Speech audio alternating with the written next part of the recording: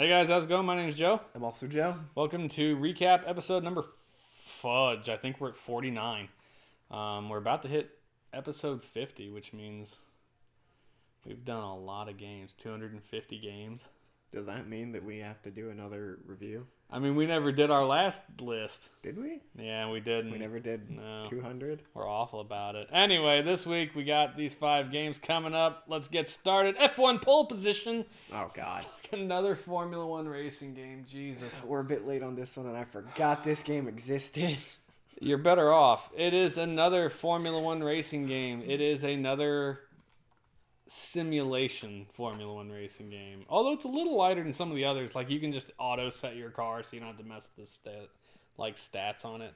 And it does have a 2-player mode. As you can clearly see, we're playing 2-player here.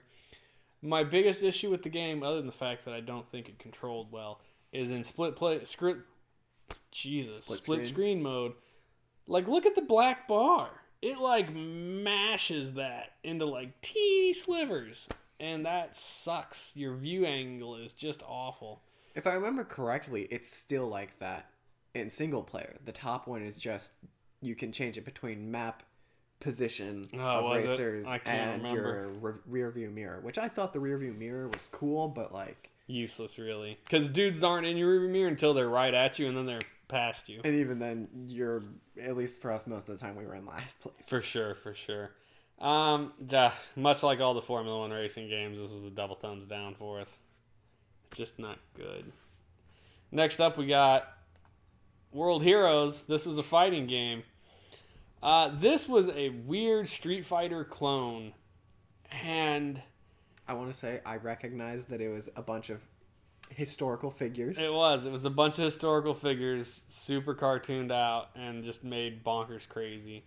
And actually ended up being a lot more fun than we expected. Especially right there, we picked the Fatal Power. So it takes your regular levels and adds like spikes to the walls and landmines on the floor and stuff that just hurt environmental dangers, basically. But here we got Jesus. It's Rasputin. It's literally what it is. It's Rasputin. It is Jesus versus Hulk Hogan, which is hilarious. Lay on hands, baby. Where is it?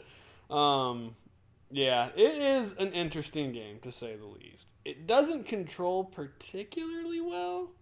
Like, it felt very, very slow, but the controls were very, very simple also. Like, most of their moves were pretty easy to pull off. The music wasn't bad. The graphics were all right. It's just a very strange game. And it's another 2-player fighter in a sea of fighting games. It was a lot of fun, though. And there is more to it that gives you more, like, historical figures. So I am excited to play the other ones. Yeah, we did enjoy it. It was a fun play. So it did get a double thumbs up. It's just such a weird game. Like, there was Joan of Arc, Rasputin, Hulk Hogan. There's the lay on hands. It had Genghis Khan. It had Hanzo and the other one from the Iga clan. Yeah, the Japanese samurais or whatever. Yeah, very, very strange. So, but thumbs up. Worth playing if you run across it. Next up, Tuff E Nuff. This was another fighting game, because why not? And this one was significantly more of a Street Fighter clone, I think. Also not terrible. I don't think it was very good. Not particularly amazing. Like, this is us trying to figure out moves. The moves were very, very difficult to pull off.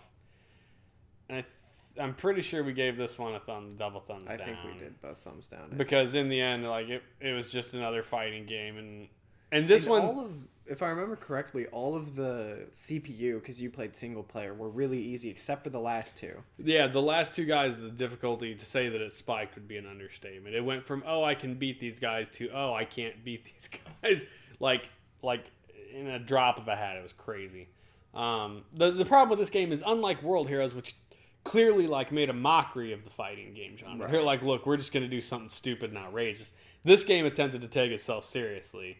And that puts it into the attempting it to compare to Street Fighter. And that's not going to happen.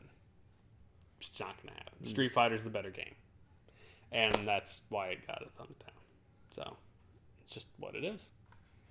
Next up, we got Wing Commander: The Secret Missions. So we did play Wing Commander a while back. We did give it a thumbs up because it is a very immersive cockpit fighting, three-dimensional-ish. And the story's actually shooter. pretty And decent. there is a lot of story to it. It's very story-driven. This is essentially more of that. It's the Secret Missions. It's the Secret Missions. It very much is. There are some graphical enhancements to this. They added like a different launch sequence for the fighter as it went out. They added, like, they revamped the entire interior of the ships, and it looks way cooler. Yeah. You have a joystick that moves around, and when you shoot, it, like, lights up. Yeah. So they did add some graphical quality features here. Not a ton about the rest of the game engine, though. Just like like you said, the cockpit sprites, really. And then, obviously, some cutscenes in between things. But otherwise, there's that different launch sequence. And the last one, you were just in the cockpit, and it showed you, like, shoot out of the ship. But the space battle sequences are all basically the same. The game looks just like Wing Commander. Plays just from like Wing this Commander. perspective, yeah. It is a game also, because we were playing it through emulation, we couldn't do half of the controls. A lot of the controls in this game are based off holding multiple buttons at the same time, which maps for us to shortcuts on the system to like save state or reset or drop back to menu. So we couldn't really play through it all. It does get I want to give it a thumbs up. We gave it a thumbs up because we're like, look, we gave the original Wing Commander a thumbs up. And we played a lot of the original because we played it on your computer. And I didn't feel like jerking around with it this time. So the game is not bad, but it also is not going to be for everybody. You hate cockpit fighters. I don't mind them, so I was the one playing it. But if you don't like cockpit fighters, again, you're not going to like this. But if you didn't like the first Wing Commander, you already know you're not going to like this. And if you did like the first Wing Commander, you're probably going to like this. It's just kind of that kind of game. I mean, you know, it is what it is. But so Wing Commander Secret Missions gets a thumbs up, but you have to caveat. If you don't like cockpit fighters like Star Fox or flight simulators, things like that, you're not going to like this game at all. But there is a lot of story to it, so it is very story driven. And as you beat missions or lose missions, will change like the story. There's like a flow chart of missions in the game, and depending on how you do, means you will play a different game probably every time, unless you're just amazing and win every mission. So very cool in that respect. Next up, Utopia: Creation of a Nation. This is a mix between Populous and SimCity. The only reason I remember this game fondly is because of the conversation we had. I don't even remember the conversation we had. What did we have? About the Cars universe. Oh, God, yeah, Jesus Car. This was a thumbs down. Like, I love SimCity, okay? I will love SimCity till the day I die. That game is just good, relaxing fun for me. I enjoy it. This is not SimCity. It is sort of like SimCity. And you have this huge map that you can build on. But only a little tiny screen that you can see. But yeah, you can only see this little isometric sliver. They chose a really, really poor design element for the central screen. Like, look at how much dead space there is in that screen. That is like the first rule of graphic design, is like, minimize dead space. Not minimize dead space, but to intelligently use it. And sure, they're like, look, this just enhances the immersion that you're in space.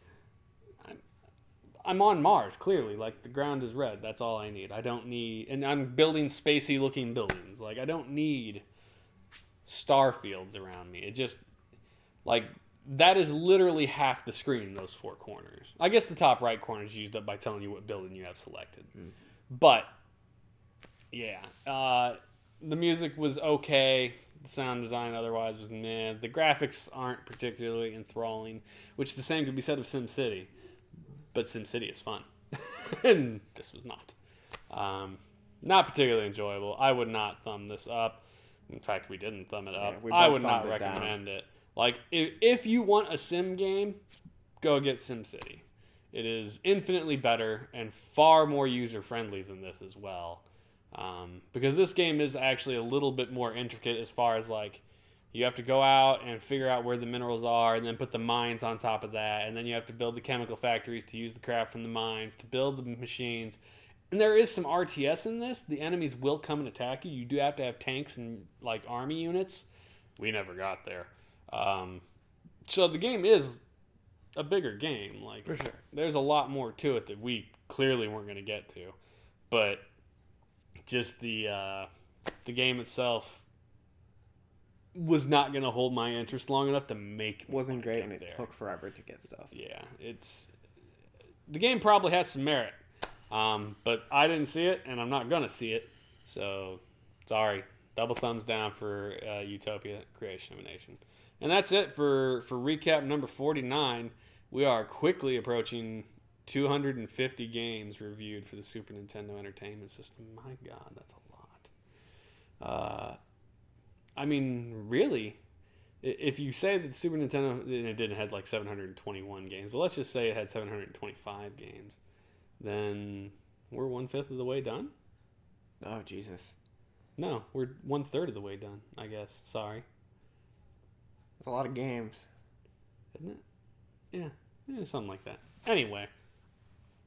Math ain't my high suit. That's it, guys. Thanks for joining us for recap episode number 49. We will be back soon enough with recap 50 because we're already like 3/4 of the way through those. So have a good one, y'all. Peace out. See you guys.